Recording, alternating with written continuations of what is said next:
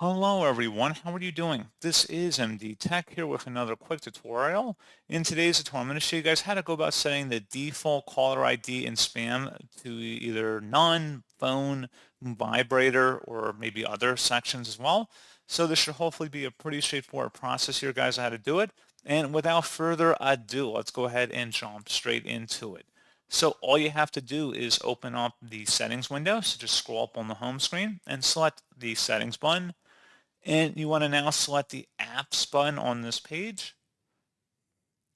You want to now go underneath where it says default apps under general. And it should say caller ID and spam app. Go ahead and select that.